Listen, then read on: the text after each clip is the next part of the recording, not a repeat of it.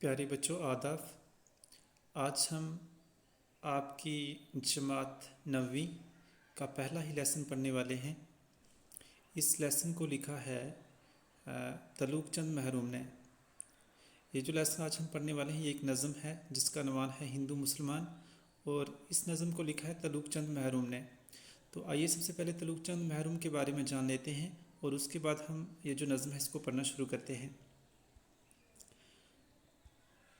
तलूक चंद महरूम, इनका जन्म 1887 में हुआ है और इनकी वफ़ात 1966 में हुई थी। तलूक चंद महरूम दरियाए सिंध के मगरबी किनारे तहसील ईसा खेल ज़िला मियांवाली में पैदा हुए। वहीं इब्तदाई तालीम पाई यानी शुरुआती तालीम उन्होंने वहाँ पर हासिल की। फिर बीए की सनत हासिल की। 1908 में मिशन हाई स्कूल डेरा इस्माइल खां में उस्ताद के ओहदे पर तकर्रर हुआ, यानी कि बाद में उस्ताद की हैसियत से इन्होंने काम किया। उसके बाद 1944 से 1947 तक गार्डन कॉलेज रावलपिंडी में उर्दू फारसी के लेक्चरार रहे। 1948 में कैंप कॉलेज दिल्ली में उर्दू के लेक्चरार बने। शेर व शायरी का शौक़ बचपन से था। महरूम कादर अल कलाम शायर थे।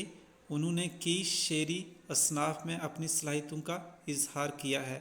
इनका कलाम रुबायत महरूम गंजे मानी के नाम से शाया हो चुका है। तो ये एक बहुत अच्छे शायर भी थे और अपनी शायरी में इन्होंने अपनी सलाहियतों का सबूत दिया है। आगे हम पढ़ते हैं ये जो उन्होंने नज़म लिखी है किस तरह की है। हिंदू मुसलमान हैं भाई भाई, तफरीक कैसी कैसी लड़ाई। हिंदू हो कोई या हो मुसलमान, इज़्ज़त के काबिल है बस वो इंसान। नेकी हो जिसका कारे नुमाइयाँ, औरों की मुश्किल हो जिससे आसान।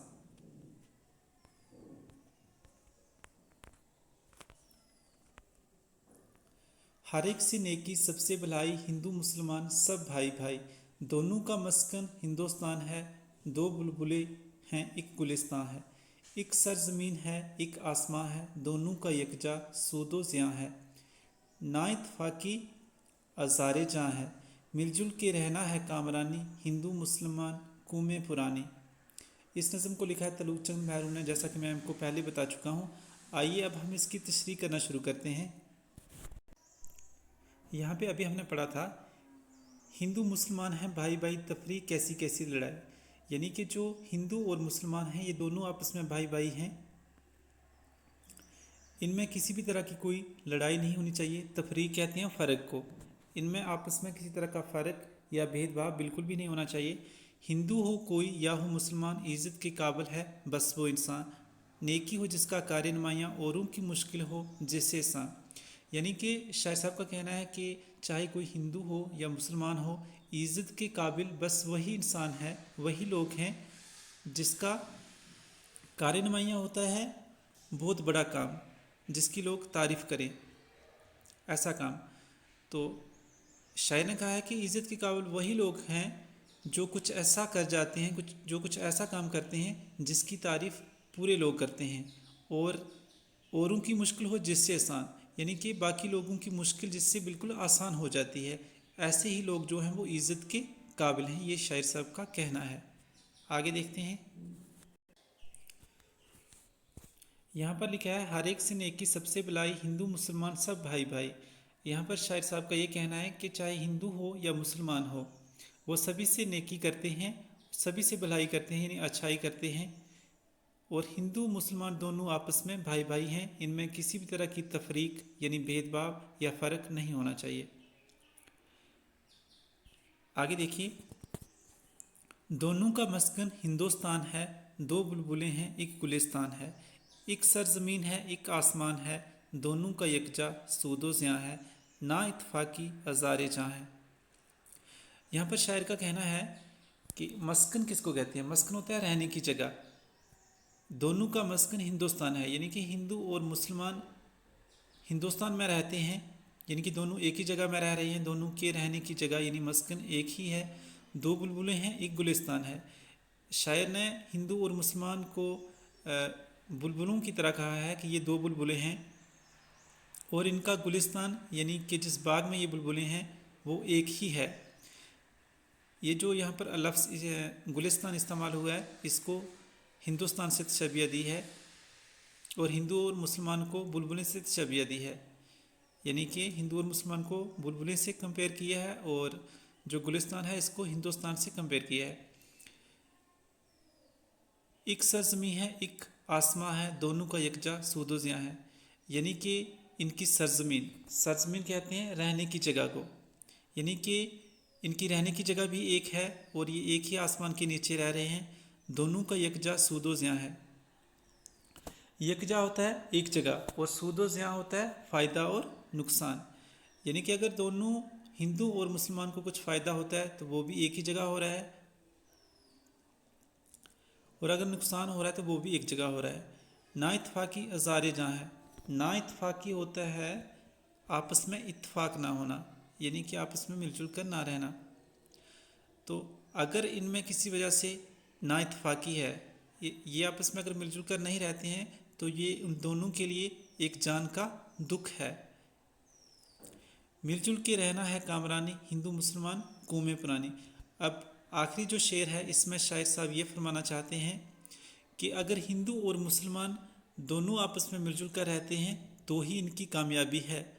इसके बरक्स अगर ये आपस में मज़हब की बिना पर लड़ते झगड़ते रहते हैं तो ये ज़िंदगी में कभी भी कामयाब नहीं हो सकते और हिंदुस्तान की तरक्की में ये कुछ ज़्यादा अपना सहयोग नहीं कर सकते। अगर हिंदू और मुसलमान आपस में मिलजुल कर रहते हैं तो ही हिंदुस्तान की तरक्की की जो राह है वो हमवार हो सकती है।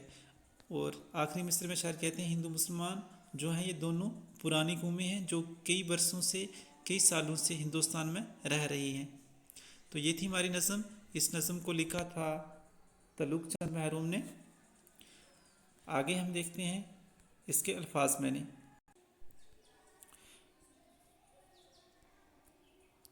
ये है इसके अल्फाज मैंने। तफरीक कहते हैं फ़र्क को, यानी कि आपस में भेदभाव करना। कार नुमायाँ होता है वो काम जिससे सब वाकिफ़ हों, बड़ा और तारीफ़ के काबिल काम। मस्कन होता है रहने की जगह या फिर घर को भी कहते हैं। गुलिस्तान होता है बाग। सरजमी ज़मीन या वतन। यकजा होता है एक जगह। सूदो ज़ियां होता है फ़ायदा और नुकसान। ना इत्तफाकी होता है मेल जोल ना होना। अज़ारे जहाँ होता है जान का दुख। कामरानी होता है कामयाबी। गौर कीजिए, मिलजुल कर रहने में ही कामयाबी है। लड़ाई झगड़े नुकसानदा होते हैं। तमाम कौमों को मिलजुल कर रहना चाहिए। ये इस नज़म से हमें सबक मिलता है। इस नज़म को लिखने का मकसद यही है। इसके बाद आगे हैं इसके सवाल और उसके बाद हैं कुछ लफ्ज़ों के वाइस जमा। वाइस जमा मैंने आपको बताया था पहले भी कि वाहिद कहते हैं सिंगुलर को और जमा होता है प्लूरल, यानी कि अगर कोई सिंगल लफ्ज़ है या कोई ऐसा लफ्ज़, जैसे मैं यहाँ पर आपको बताता हूँ बुलबुलें क्या है, ये है प्लूरल यानी कि जमा। यहाँ पर बहुत सी बुलबुलों का जिक्र किया है इसलिए जमा है। और वाहिद यहाँ पर कोई लफ्ज़ नहीं लिखा है, जैसे ये कूमे है तो ये भी प्लूरल है जमा है। अगर मैं लिखूँ कूम तो इसको हम कहेंगे वाहिद, यानी कि यहाँ पर एक ही कूम का जिक्र किया है, ज़्यादा कूमों का जिक्र यहाँ पर नहीं किया है। उसके बाद हैं लफ्ज़ों के मुतज़ाद। तो मुतज़ाद भी आपको पहले आपने पढ़ा होगा लेकिन फिर भी मैं आपको एक बार बता देता हूँ। मुतज़ाद होते हैं, नीचे लिखे हुए लफ्ज़ों के मुतज़ाद लिखिए, यानी कि आपको जो लफ्ज़ यहाँ पर दिए हैं इनके आपको अपोजिट लिखने हैं, उल्टे लिखने हैं। जैसे आसान है तो आसान का होगा मुश्किल। ये आपको मैं आगे लिखा हुआ है, यह मैं आपको बताता हूँ क्या करना है इनको। चलिए सबसे पहले हम इसके जो सवालात हैं वो देख लेते हैं। सबसे पहला सवाल है इज़्ज़त के काबिल कौन है। تو اس کا جواب ہے جو انسان نیک ہو، ہر ایک کے ساتھ نیکی اور بھلائی کرتا ہو اور دوسروں کی مدد کرنے کے لیے ہر وقت تیار رہتا ہو، وہی انسان عزت کے قابل ہے۔ سوال نمبر 2 ہے، نظم میں بلبلیں اور گلستان کے الفاظ کس کے لیے استعمال کیے گئے ہیں؟ تو اس کا جواب ہے نظم میں بلبلیں ہندو اور مسلمان کے لیے اور گلستان کے الفاظ ہندوستان کے لیے استعمال کیے گئے ہیں۔ سوال نمبر 3، نا اتفاقی کو آزار جاں کیوں کہا گیا ہے؟ تو اس کا جواب ہے کیونکہ لڑائی اور جھگڑے سے جانی و مالی نقصان ہوتا ہے، اس لیے اس کو آزار جاں کہا گیا ہے۔ آزار جاں میں نے آپ کو بتایا تھا جاں کا دکھ۔ سوال نمبر 4 ہے، کامرانی کا راز کیا ہے؟ یہاں پر تھوڑی سی غلطی ہے، اس کو صحیح کر لینا۔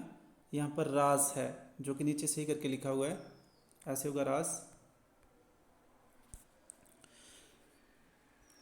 کامرانی کا راز مل جل کر رہنا ہے تاکہ ہم مشکل سے مشکل کام کو آسانی سے انجام دے پائیں۔ اس کے بعد آگے ہے وائی جمع۔ تو وائی جمع میں سب سے پہلے اوروں، اس اوروں کا ہوگا اور، بلبلیں کا ہوگا بلبل، کومے کا ہوگا کوم، نیکیاں کا ہوگا نیکی۔ یعنی کہ آپ کو یہاں پر سارے جمع الفاظ دیے ہوئے ہیں، آپ کو ان کے واحد بنانے ہیں، یعنی کہ آپ کو ان کے سنگولر بنانے ہیں۔ آگے چلتے ہیں، تو یہ ہے متضاد الفاظ۔ متضاد یعنی اپوزٹ ورڈز، آپ کو ان کے اپوزٹ لکھنے ہیں۔ اتفاق کا ہوگا نا اتفاقی، آسان کا ہوگا مشکل، آسمان کا ہوگا زمین، کامرانی کا ہوگا ناکامیابی، عزت کا ہوگا ذلت۔ تو یہ تھے اس کے متضاد الفاظ، یعنی کہ آپ کو ان کے الٹے لکھنے تھے، اپوزٹ لکھنے تھے۔